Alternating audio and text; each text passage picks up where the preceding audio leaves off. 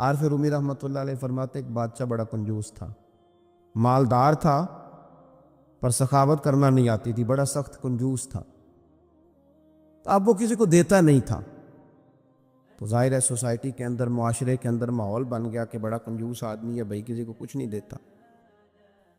تو اپنے اوپر سے نا وہ چیز دور کرنے کے لیے اس نے ایک منصوبہ بنایا۔ کہنے لگا میں ایک ایسا سخت سوال پوچھوں گا جس کو جواب آئے گا نا اسے میں پھر کچھ نہ کچھ دوں گا۔ اب مزاج چونکہ کنجوسی کا ہے، دینا تو چاہتا نہیں، تو سوال وہ ڈھونڈ کے لایا جس کا جواب کسی کے پاس نہ ہو۔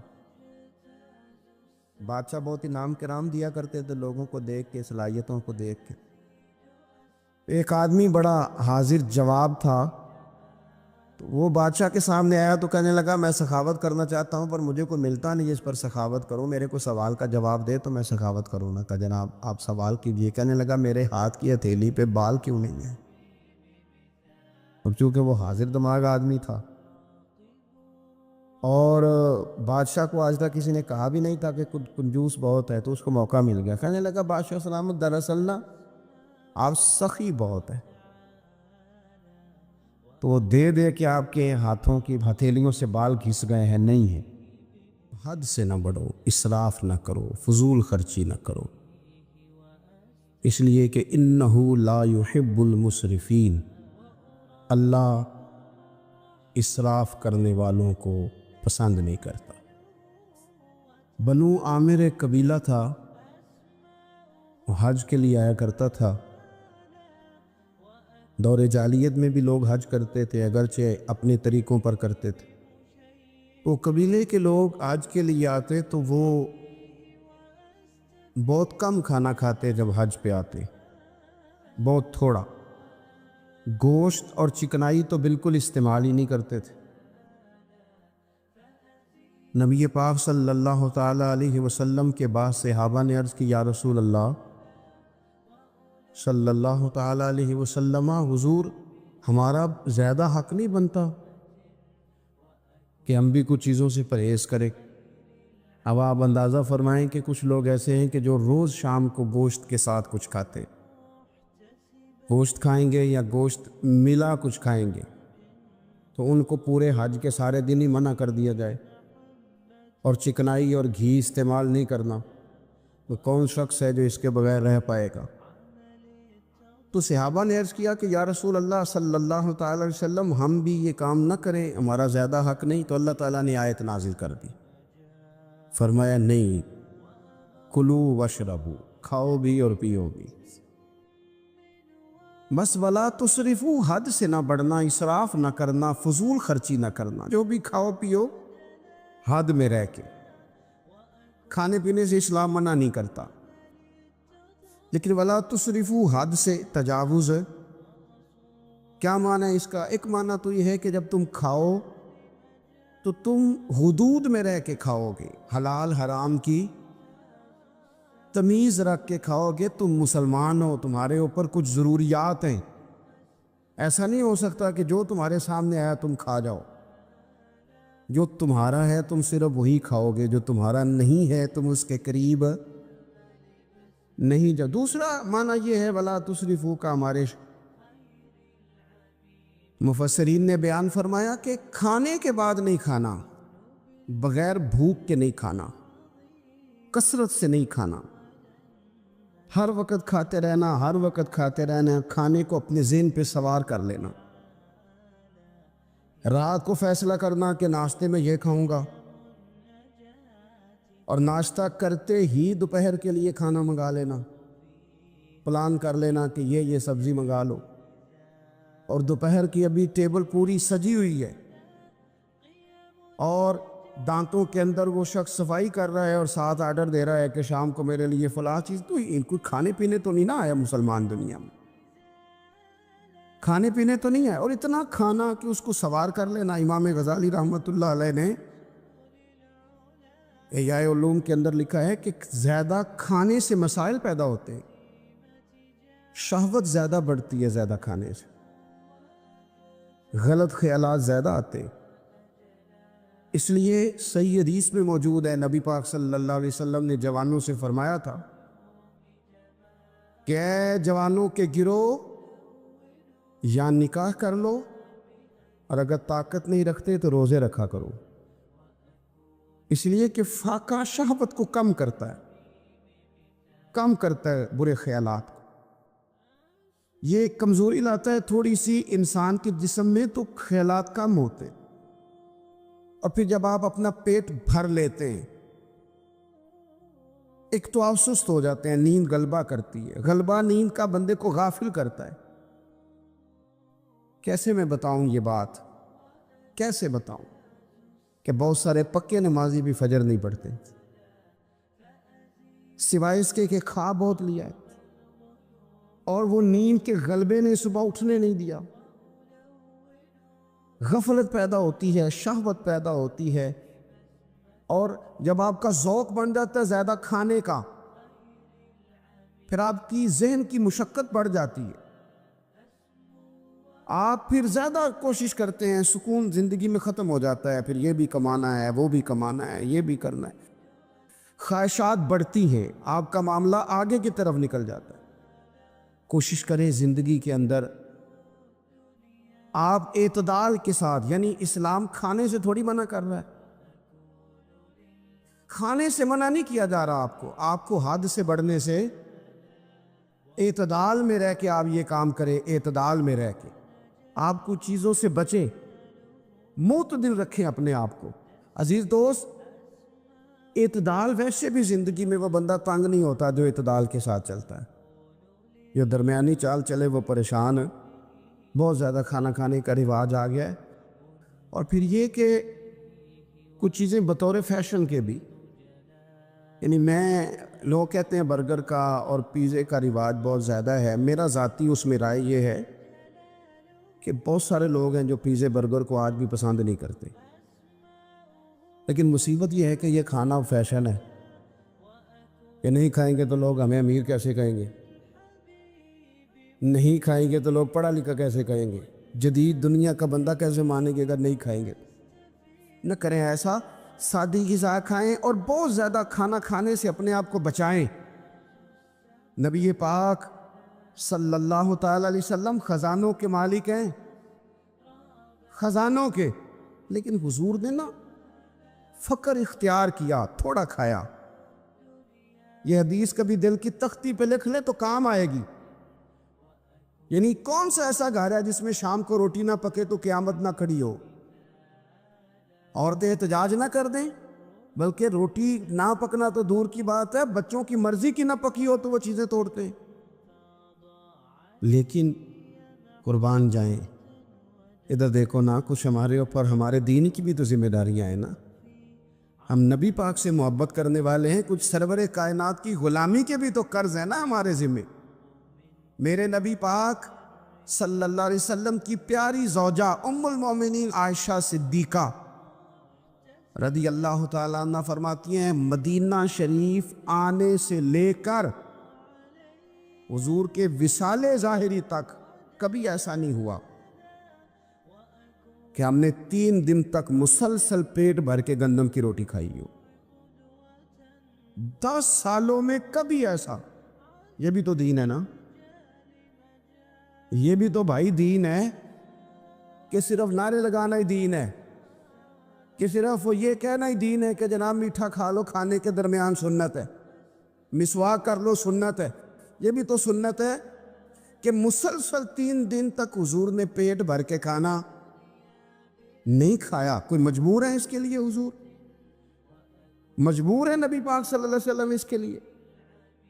یہ حضور کی چاہت ہے، تھوڑا کھانا کھایا جائے، کم پہ گزارا کیا جائے، اور سادہ غذا کو استعمال کیا جائے۔ کوئی کام نہیں کر پاتے ہمارے بچے، روٹی کھاتے ہیں مرضی کی، ثقیل غذا کھاتے ہیں جو ہضم مشکل سے ہوتی ہے، اور پھر کھاتے ہی فوراً موبائل لے کے وہ لیٹ جاتے ہیں، تو وجود کے اندر وہ صلاحیت ہی نہیں ہے کہ آگے بڑھ کے کوئی کام کر سکے۔ میرے نبی پاک علیہ السلام نے فرمایا کہ ہر چیز کی زکوٰۃ ہوتی ہے، ابن ماجہ میں یہ حدیث آپ کو ملے گی، ہر چیز کی زکوٰۃ ہوتی ہے۔ زکوٰۃ کا معنی پاک کرنے والی چیز. جب آپ زکوٰۃ دیتے ہیں تو زکوٰۃ آپ کے مال کو پاک کر دیتی ہے. فرمایا ہر چیز کی کوئی زکوٰۃ ہوتی ہے, اور فرمایا یہ جو تمہارا جسم ہے نا, اس کی زکوٰۃ روزہ ہے. روزہ اس کی زکوٰۃ ہے. گویا جب تم روزہ رکھتے ہو, حدیث ہمیں بتاتی ہے کہ پھر ہم اپنے آپ کو پاک کر لیتے ہیں. یہ بھوک وجود کو پاک کرتی ہے. آپ کے ذہن کو, یہ جس بندے میں بڑی صلاحیت ہے نا کام کرنے کی, وہ روٹی بہت زیادہ کھاتا ہے تو پردہ پڑ جاتا ہے, کر ہی نہیں پاتے کچھ. اور کھانے کے معاملے میں دیکھتا ہوں کہ شدت, میرا خیال ہے کہ شادی کے ولیمے میں جو گوشت پکتا ہے اس کے علاوہ بھی تو گوشت ہمیں ملتا ہی ہے نا.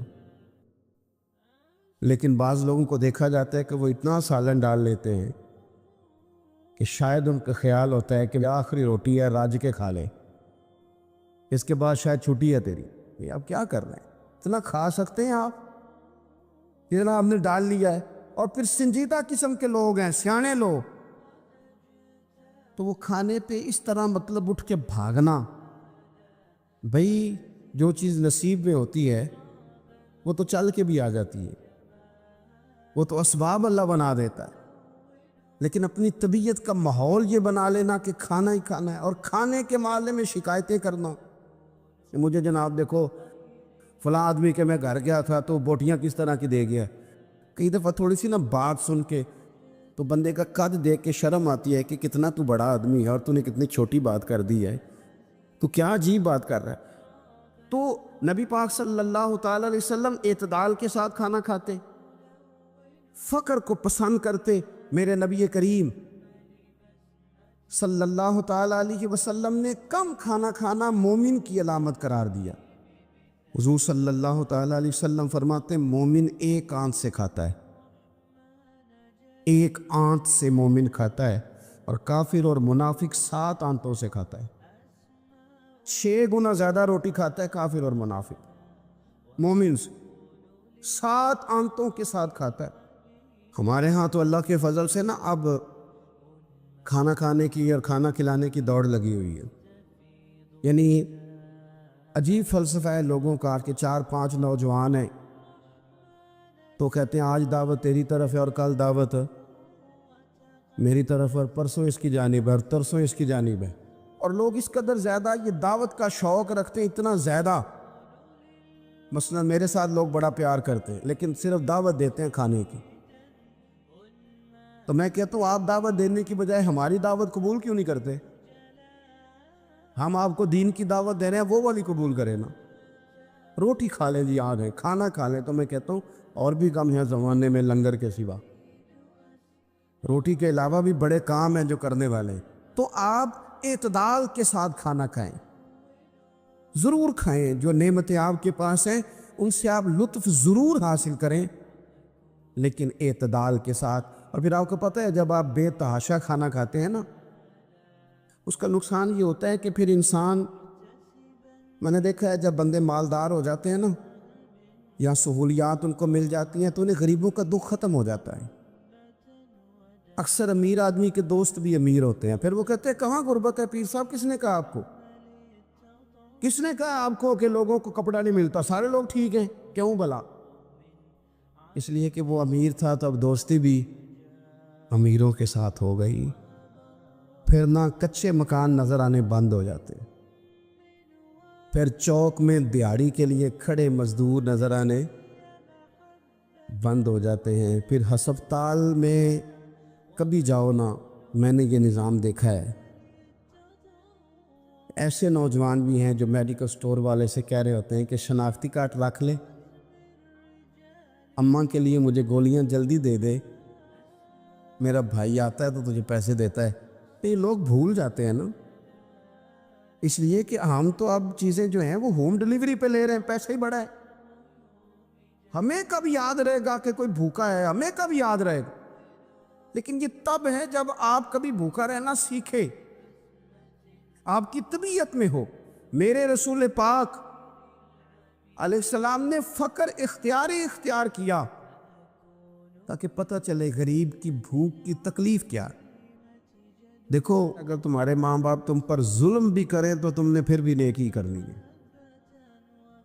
تمہارے رویے سے خیر ہی پھوٹنی چاہیے، تمہارے لب و لہجے سے ان کے لیے ہمیشہ خوبصورت رائے کا اظہار ہی ہونا چاہیے، تمہارے بازو ان کے لیے ہمیشہ کھلے رہنے چاہیے، اور تمہیں ان کے معاملے میں ہمیشہ اپنے رب کو جواب دینے کا تصور قائم رکھنا چاہیے، تمہارے اندر کہیں کمزوری نہ آئے۔ میں بڑی دیر سے اپنے دوستوں کی توجہ اس بات کی طرف مبذول کرا رہا ہوں کہ انسان کے ساتھ ہی ساری چیزیں رہتی ہیں، بیماریاں بھی، پریشانیاں بھی، کاروبار کا اتار چڑھاؤ بھی، انسان کے ساتھ دوستوں کی کبھی وفاداری، کبھی بے وفائی، کبھی بچوں کے مسائل، کبھی دیگر رشتہ داروں کے مسائل۔ اسے حکم یہ دیا گیا ہے، اسے سمجھایا یہ گیا ہے کہ وہ کسی ایک چیز میں الجھ کر باقی چیزوں کو بھولنا نہ شروع کر دے، کسی ایک پریشانی، ایک آزمائش کی وجہ سے اپنی زندگی کے سارے معاملات کو داؤ پہ لگانا نہ شروع کر دے، بلکہ وہ اپنے دل کو، اپنے سینے کو، اپنی طبیعت کو کشادہ رکھے۔ یہی معاملہ ماں باپ کے تعلق سے ہوتا ہے۔ ہم نہ ذرا دیگر کاموں میں بعض اوقات اس طرح کا الجھتے ہیں کہ اپنی اس اہم ذمہ داری سے ہم نظریں ہٹا لیتے ہیں۔ میرے نبی اکرم صلی اللہ تعالی علیہ وسلم سے ایک شخص نے یہ عرض کیا تھا کہ یا رسول اللہ صلی اللہ تعالی علیہ وسلم، میں نے نہ تیز دھوپ میں جلتی اور تپتی ہوئی زمین پر کئی میل کا سفر اپنی ماں کو اٹھا کے اس طرح کیا ہے کہ میرے پیروں میں جوتے نہیں تھے۔ اس پوری بات کو پھر سے آپ سمجھے بھلا میں نے کیا کہا۔ یعنی گرم زمین پر گرمیوں میں چلنا ایک انتہائی مشکل کام ہے، اور پھر گرمی اگر عرب شریف کی ہو اور صحرائی علاقہ ہو، اور پھر آپ نے ایک شخص کو بھی کندھوں پر اٹھایا ہوا ہو۔ یا رسول اللہ صلی اللہ تعالی علیہ وسلم، گرم موسم میں گرم ریت پر ننگے پاؤں ماں کو اٹھا کر میں نے میلوں کا سفر کیا ہے۔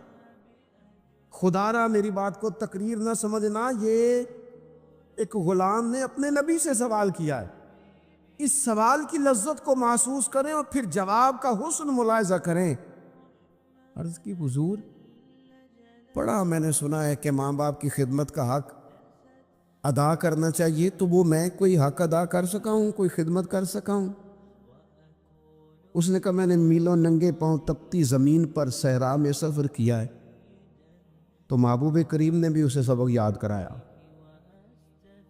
اس نے اپنی طرف سے خدمت بتائی تھی تو حضور نے ماں کی شفقت بتائی۔ فرمایا جب تو پیدا ہوا تھا تو تیری ماں کو درد کے جھٹکے آئے تھے، وہ جو جھٹکے آئے تھے نا، ان جھٹکوں میں سے اب ایک جھٹکے کا بھی تو حق ادا نہیں کر سکا۔ وہ جو درد کے جھٹکے تھے، وہ جو تکلیف تھی، کتنی مائیں دوران زچ کی دنیا سے چلی جاتی ہیں۔ وہ بیٹا پیدا کر گئی، خود رخصت ہو گئی، وہ جان پر کھیل گئی، لیکن اسے زندگی دنیا میں چھوڑ گئی۔ لیکن کیا کبھی ایسا ہوا ہے کہ کسی ماں نے کہیں کھڑے ہو کے کہا ہو کہ اوہو میں نے بڑا کام کیا ہے، میں نے بڑی خدمت کی ہے، میں نے یہ کیا ہے، میں نے یہ اعزاز دیا ہے، لیکن بچے تھوڑا سا کر کے نا، آپ نے ناراض نہیں ہونا، میں نے اپنے کانوں سے یہ باتیں سنی ہیں کہ جی الحمدللہ میں نے ابا جی کو حج کرایا ہے، شکر ہے اللہ کا جی، ابا جی میرے پاس ہی تھے جی، باقی بھائیوں کے پاس نہیں تھے۔ تو ابا جی کس کے تھے؟ پڑوسی نے حج کرانا تھا، آپ کے پاس تھے نا، تو آپ کے والد ہی تھے نا۔ آپ نے یہ 20 مرتبہ بتایا ہے کہ والد کی میں خدمت کرتا ہوں، میرے پاس رہتا، یہ بھی بتاؤ کہ ابا نے مجھے حصہ کتنا دیا ہے۔ ساتھ یہ بھی بیان کرو کہ صرف ابا ہی میرے پاس نہیں رہتا، میں نے بھی ساری زندگی باپ کے پاس ہی گزاری ہے۔ اس نے بھی کبھی کہا تھا چاروں میرے پاس ہوتے ہیں، پانچوں میں نے رکھے ہوئے ہیں۔ کیا مذاق ہے، کتنی چھوٹی سوچ ہے۔ اپنے والدین کے ساتھ بڑا رویہ عمدہ کیا جائے، کبھی نہ الجھنا۔ خبردار، ایک مقام پر ماں باپ کی نافرمانی کی جا سکتی ہے، وہ کب؟ جب وہ آپ کو دین کے مخالف چلنے کا کہیں، جب رب رسول کی مخالفت کا معاذ اللہ کہیں، اور مسلمان والدین یہ کبھی کہہ سکتے نہیں۔ باقی ہر کام میں ان کی فرما برداری ہے، ان کی خدمت ہے، ہر جائز کام میں ان کی بات کو تسلیم کرنا ہے، بلکہ حضرت اسماء بنت ابی بکر صدیق، حضرت صدیق اکبر رضی اللہ تعالی عنہ کی صاحبزادی ہیں، انہوں نے ایک دفعہ نبی پاک علیہ السلام کی خدمت میں ایک سوال بھیجا تھا، عرض کی یا رسول اللہ صلی اللہ تعالی علیہ وسلم، ماں مشرکہ ہے، اللہ رسول کو نہیں مانتی، معاذ اللہ، ماں مشرکہ ہے، تو حضور وہ مجھ سے ملنا چاہتی ہے، کیا میں اس سے حسن سلوک کر سکتی ہوں؟ نبی کریم نے فرمایا تیری تو ماں ہے نا، چل تو اچھا سلوک ہی کر، تو اپنا رویہ اس کے ساتھ ٹھیک رکھ، کیونکہ تیری والدہ ہے۔ میں آج حقوق والدین پر تقریر نہیں کرنے جا رہا، بس ایسے ہی مجھے خیال آیا۔ میں ایک دوست نے ایک سوال پوچھا ہے، مجھے اچھا لگا ان کا بات پوچھنا۔ انہوں نے یہ پوچھا ہے کہ اگر کسی شخص کے والدین دنیا سے چلے جائیں اور جانے کے بعد اسے احساس ہو کہ مجھ سے بڑی غلطیاں ہو گئیں، اسے احساس ہو کہ بڑی کوتاہیاں ہو گئیں، بڑی جگہوں پہ میں بھول گیا، بہت سارے لوگوں کو پچھتاوا ہوتا ہے کہ یار بڑی چیزیں تھیں جو ہم کر سکتے تھے پر ہم سے نہیں ہو سکیں۔ انہوں نے پوچھا جی کوئی اب بھی کوئی اس کا حل ہے؟ تو میں نے کہا ہے نا، ہم رسول رحمت کے ماننے والے ہیں صلی اللہ تعالی علیہ وسلم۔ نبی پاک صلی اللہ تعالی علیہ وسلم نے ارشاد فرمایا، الترغیب الترہیب میں حدیث موجود ہے، حضرت انس بن مالک رضی اللہ تعالیٰ عنہ حدیث کے راوی ہے۔ اللہ کے پیارے حبیب علیہ الصلوۃ والسلام نے فرمایا، جس بندے کے والدین یا دونوں میں سے کوئی ایک انتقال کر جائے اور وہ معاذ اللہ ان کا نافرمان ہو، تو فرمایا پھر ان کے لیے دعا کرتا رہے، استغفار کرتا رہے، کرتا رہے، کرتا رہے، کرتا رہے، امید ہے اللہ اسے نیکوکاروں میں لکھ دے گا، وہ فرما برداروں میں آ جائے گا۔ شرط یہ ہے کہ وہ ان کے لیے استغفار کرے، دعائے مغفرت کرے، اب ان کے لیے وہ اب ہی شروع کر دے ان کو یاد کرنا، اب ہی اس مقام پر آ جائے، اب ہی کچھ سوچ لے، تو اللہ تعالیٰ کی بارگاہ سے کرم کی امید ہے کہ اللہ اس نے جو زندگی میں اس سے غلطیاں ہو گئی، رب اس کی ان غلطیوں کو معاف کر دے گا۔ روز استغفار کرے۔ ایک دوست نے مجھ سے ایک دفعہ پوچھا تھا کہ حضرت صاحب والدین چلے گئے ہیں، ان کے لیے کیا کروں؟ تو بڑی بڑی چیزیں بھی کی جا سکتی ہیں، لیکن میں نے اپنے اس محبت والے دوست کو یہ محبت والا مشورہ دیا تھا کہ میں چونکہ آپ کو جانتا ہوں آپ نماز میں کوتاہی کرتے ہیں، آپ نہ نماز پڑھنی شروع کر دیں۔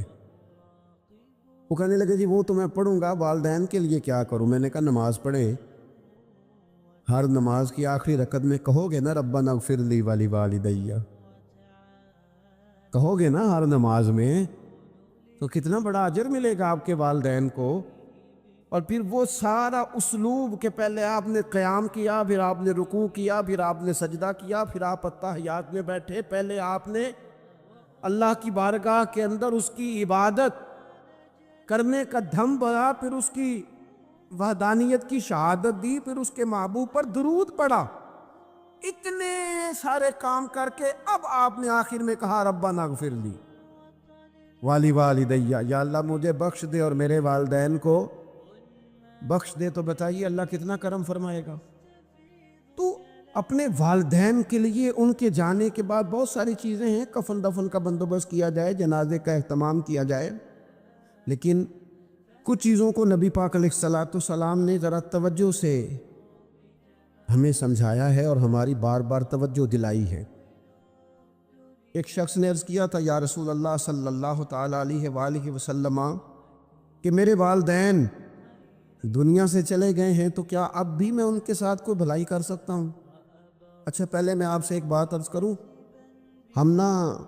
ہمیں موقع ملتا ہے ختمات شریف پہ جانے کا، اِصال ثواب کی مجالس میں حاضری کا، اور پھر اللہ تعالیٰ یہ بھی موقع دیتا ہے کہ بعض اوقات مسلمانوں کے لیے دعا کرتے اور ہمارے ذمے لگا دیا جاتا ہے کہ جناب اتنا اِصال ثواب کرنے کے لیے اہتمام کیا گیا ہے تو یہ آپ کر دیں۔ تو ہم پتہ کیا کرتے ہیں، ہم کہتے ہیں کہ جناب جانے والے کا نام بتاؤ، وہ نام بتاتے ہیں تو ہم فلاں بن فلاں کہہ کے جو نام بتایا جاتا ہے ان کے لیے دعا کر دیتے ہیں، لیکن جب والدین کے لیے دعا کرتے ہیں پھر نام تو نہیں نہ لیتے، پھر کیا کہتے ہیں، یا اللہ میرے والد کو بخش دے، میری والدہ کی مغفرت اس کا مطلب ہے وہ دنیا سے چلے گئے، آج بھی ماں باپ ہیں، وہ رخصت ہوئے، انہوں نے پردہ کیا، ان کی روح کا رشتہ ٹوٹا ہے، پر تیرا رشتہ ان کے ساتھ آج بھی قائم ہے۔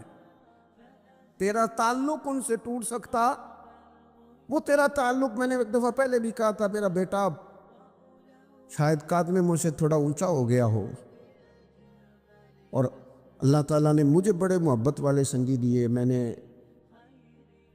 اپنی حیثیت اہمیت سے بڑھ کر دنیا میں محبت پائی، لیکن میں نے اپنی زندگی میں سب سے زیادہ اپنے والد کی کمی محسوس کی، میں بڑی محسوس کی۔ ابھی بھی کبھی کبھی سوچتا ہوں کہ کچھ باتیں صرف ان سے ہو سکتی ہیں، کسی اور سے نہیں ہو سکتی۔ کبھی کبھی محسوس ہوتا ہے کہ ان کے دامن کے اندر ٹھنڈ کے موقع پر نگ ملتا تھا، اور گرمی کے موقع پر ٹھنڈی ہوا آتی تھی۔ یہ خاص انہی لوگوں کا وطیرہ ہے، یہ انہی کا خاصہ ہے۔ پتہ نہیں اللہ نے کس طرح ان لوگوں کو بنایا ہے اور کس طرح کا یہ رشتہ بنایا۔ تو نبی اکرم صلی اللہ تعالیٰ علیہ وسلم کی خدمت عالی مرتبت میں عرض کیا، صحابی نے، سنن ابو داؤد شریف میں حدیث ہے، عرض کی یا رسول اللہ صلی اللہ تعالیٰ علیہ وسلم، میرے والدین چلے گئے تو کیا میں ان کے جانے کے بعد بھی ان کے لیے کچھ کر سکتا ہوں؟ تو نبی پاک نے 5 باتیں ارشاد فرمائیں۔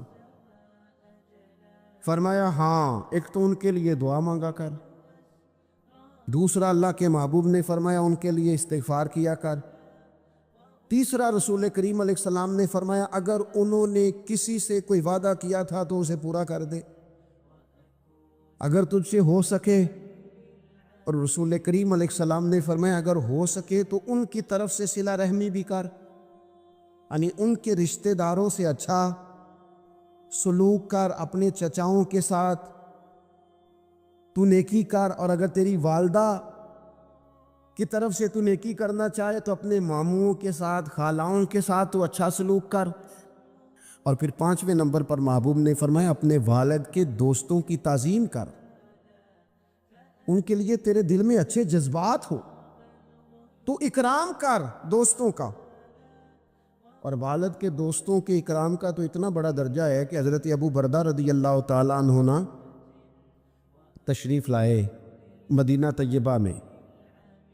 حضرت ابو بردہ مدینہ طیبہ میں تشریف لائے تو حضرت عبداللہ ابن عمر رضی اللہ تعالیٰ عنہ ان سے ملنے پہنچ گئے فٹافٹی۔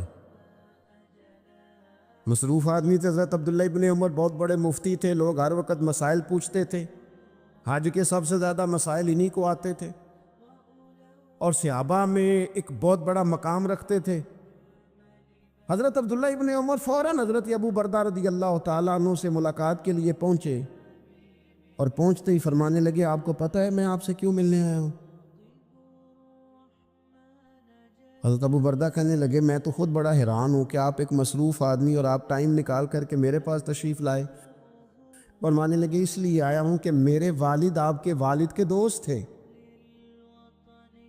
حضرت فاروق اعظم کے دوست تھے آپ کے والد، اور یہ صحیح ابن حبان میں یہ لفظ موجود ہیں۔ حضرت سیدنا عبداللہ ابن عمر رضی اللہ تعالیٰ عنہ فرمانے لگے نبی پاک علیہ السلام نے فرمایا ہے کہ جو اپنے والد کی قبر میں ان سے اچھا سلوک کرنا چاہے وہ والد کے دوستوں کے ساتھ اچھا سلوک کرے، وہ اس رویے کو، اس محبت کو قائم کرے، اس چیز پر خاص اہتمام کرے، خاص ذوق دے۔ ہمارے ہاں نا جی ہم جلدی سے مصروف ہو جاتے ہیں اور اپنے دوستوں کو زیادہ ٹائم دیتے ہیں، اپنا آنا جانا، اپنا اٹھنا بیٹھنا، اپنے شب و روز، ان میں ہم زیادہ وقت گزارتے ہیں۔ کرنے کا کام یہ ہے کہ تھوڑا ٹائم نکال کے، تھوڑی فرصت دیکھ کر اس پر تھوڑی توجہ دی جائے۔ اسی طرح معروف روایت سیاستہ میں موجود ہے، حضرت مالک بن دار کہتے ہیں کہ میں حضرت عبداللہ ابن عمر کے ساتھ جا رہا تھا تو میں نے دیکھا ایک بدو ننگے پاؤں اور ننگے سر آ رہے ہیں۔ حضرت عبداللہ ابن عمر نے فٹافٹ انہیں اپنی سواری بھی دے دی، سیاستہ سے حدیث عرض کر رہا ہوں، سواری بھی دے دی اور پگڑی بھی دے دی۔ فرماتے میں نے عرض کی حضرت عبداللہ ابن عمر سے کہ حضور یہ بدو ہیں، یہ تو تھوڑے سے نذرانے پہ بھی خوش ہو جاتے، آپ کوئی عام معمولی سا تحفہ بھی دیتے تو راضی ہو جاتے، اور آپ نے پگڑی بھی دے دی اور گھوڑا بھی دے دیا۔ حضرت عبداللہ ابن عمر کہنے لگے یہ کوئی عام آدمی نہیں، یہ میرے والد کے دوست ہیں،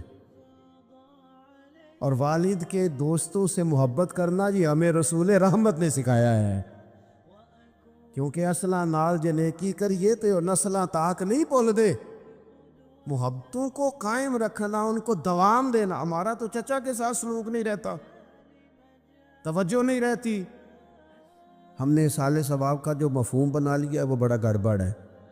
اگر تو کسی کے پاس بہت زیادہ پیسے ہوتے ہیں تو وہ اصالِ ثواب کی محفل ویسے ہی ایک سیاسی اجتماع بن جاتی ہے، اور جو عام لوگ ہیں ان کا زور کہیں نہیں چلتا، تو چلو مسجد میں تو چلتا ہی ہے نا۔ وہ آ کے کہتے ہیں مولوی صاحب کو کہ بچے بھیجیں اور پورا قرآن پاک پڑھانا ہے ہم نے۔ بھئی نبی پاک علیہ السلام نے تو فرمایا جتنی دیر دل جمے اتنی دیر پڑھو، آپ نے کیوں پابند کیا پورا پڑھنے کا؟ اور پھر اللہ تبارک و تعالیٰ اگر معاف فرمانے پہ آئے، وہ تو پتر بسم اللہ بھی پڑھے تو اللہ باپ کو معاف فرما دیتا ہے۔ شرط یہ ہے کہ خلوص ہو، وہاں تو معیار دیکھا جاتا ہے، مقدار تھوڑی دیکھی جائے۔ تو اصالِ ثواب تو یہ ہے کہ آپ ضرورت دیکھیں کس چیز کی ہے۔ ہمارے ہاں منوں کے حساب سے کھانے پک جاتے ہیں، بڑی بڑی لمبی دعوتیں ہوتی ہیں، بڑا کچھ ہوتا ہے، لیکن جو ضرورت ہوتی ہے، ضرورت کو ہم نہیں دیکھتے۔ اگر آپ کوئی اور کام ضرورت کا کرا دیں نا، کروڑوں روپے آپ نے لگا دیا ختمات پہ اور فلاں پہ، اور جس قبرستان میں آپ نے والد کو دفن کیا اس میں تو غریبوں کے لیے مزید جگہ ہی نہیں دفن کرنے کی، تو یہ اچھا اصالِ ثواب نہیں تھا کہ قبرستان کی جگہ بڑھائی جاتی؟ یہ اچھا اصالِ ثواب نہیں تھا کہ مسجد کا ماحول دیکھا جاتا، علاقے کے غرباء پر نظر کی جاتی؟